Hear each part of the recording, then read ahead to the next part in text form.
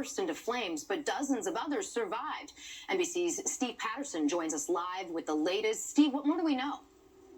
Laura, good morning to you. That Azerbaijan Airlines flight carrying 62 passengers and 5 crew members, it crashed in a field near Aktau early Wednesday, and miraculously, at least 29 people survived, including 3 children. Now, investigators are trying to understand how and why that plane went down.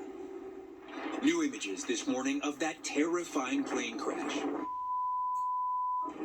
Witnesses capturing the final moments before an Azerbaijan Airlines passenger jet with 62 passengers and 5 crew on board sharply started losing altitude, then seemingly straightened out before crashing in a Kazakhstan field in a fiery explosion. A stunned survivor miraculously stumbling out of the plane's wreckage. This Russian rescuer on scene told reporters, "We saw the plane crash with our own eyes and quickly packed up to head to the scene for rescue." At least 29 people survived the initial crash, including 3 children. Stunning video from inside the plane as it was still in the air shows people calm even after oxygen masks dropped. The flight took off from Baku, Azerbaijan early Wednesday, heading to the Chechen capital of Grozny in southern Russia. The aircraft was diverted due to fog, according to Russian state media reports. Tracking data from Flight Radar 24 shows the plane making a figure 8 near the airport in Kazakhstan, then sharply gaining and losing altitude in the final minutes before impact. The Russian Aviation Authority quickly blaming an apparent bird strike for the devastating crash. Birds famously struck U.S. Airways Flight 1549, the so-called Miracle on the Hudson, where all 155 people on board the plane survived the dramatic landing.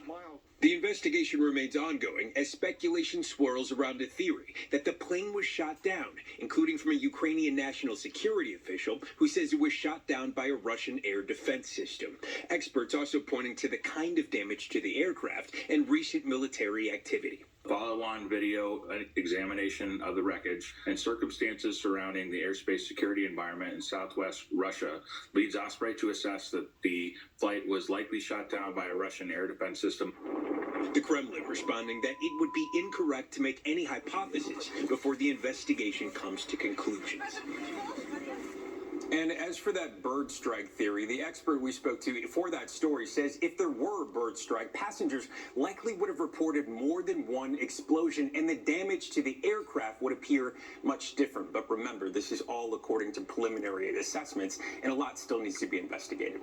Laura. And a lot of questions. Steve, thank you. We turn now to Ukraine, where a series of punishing Christmas Day attacks by Russia sent people there running to shelters, prompting a call for peace by the Pope, who also urged a ceasefire in Gaza. NBC's Raf Sanchez is in Israel for us this morning. Raf, good morning. Peter, good morning. This was a large-scale Russian attack involving around 70 missiles and more than 100 drones, according to Ukrainian officials. They say the goal was to cripple Ukraine's power grid, cutting off heat and light in the middle of winter. This morning, Ukraine's still reeling from a massive Christmas Day drone and missile attack by Russian forces. At least 6 people killed in strikes like this in Kharkiv, officials say. While in the capital, thousands of families spending Christmas seeking safety in the subway. It's scary to stay at home, so we came to the shelter, says this mom. Russia is once again targeting the energy grid, Ukraine says, leaving 500,000 people without power in the depths of winter. President Zelensky saying Putin deliberately chose Christmas for an attack. What could be more inhumane?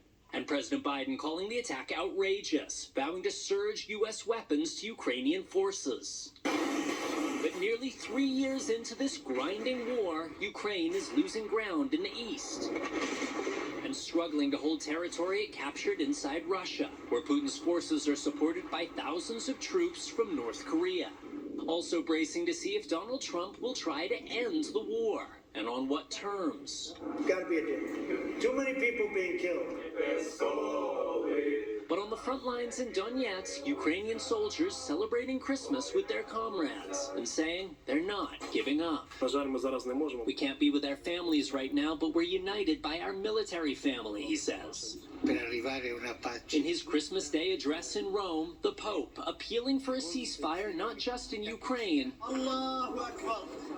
but also in Gaza, where Israeli strikes continued over Christmas.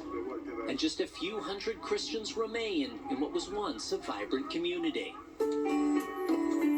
While Israeli hostage families marking a second Hanukkah without their loved ones. Now, both Israel and Hamas are publicly accusing each other of making new last-minute demands which are slowing down ceasefire negotiations. But there is a sense of urgency here, with President-elect Trump saying there will be, quote, hell to pay if there's not a deal in place by the time of his inauguration on January 20th. Peter. Raf Sanchez there for us again this morning in Israel. Raf, thank you. Back here at home, there are new questions this morning about President-elect Trump's ideas to claim new territory overseas after he fired off a series of social media posts on Christmas Day suggesting the U.S. should expand into Canada and Greenland and take control over the Panama Canal. NBC's Aaron Gilchrist is at the White House with the very latest on all this. Aaron, good morning. What are Mr. Trump's intentions here? Well, Laura, good morning. Trump's brainstorming policy ideas on social media has been a key feature of his campaigns and his first term in office.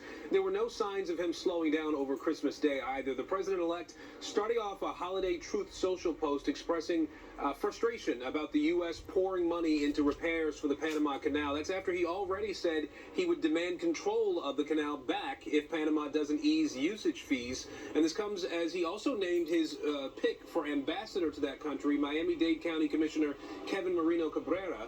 And Trump's musings about potentially expanding U.S. power didn't really stop there. He went on to wish a Merry Christmas to Canadian Prime Minister Justin Trudeau and again suggested the idea of Canada becoming the 51st state. There was another post where he also encouraged former hockey star Wayne Gretzky to run to replace Trudeau. Trump then ends the post with a mention of Greenland, saying yet again that the U.S. could obtain the nation for national security needs, Laura. Aaron, there are countless questions about how this is supposed to work in reality, but what are the leaders of these countries saying?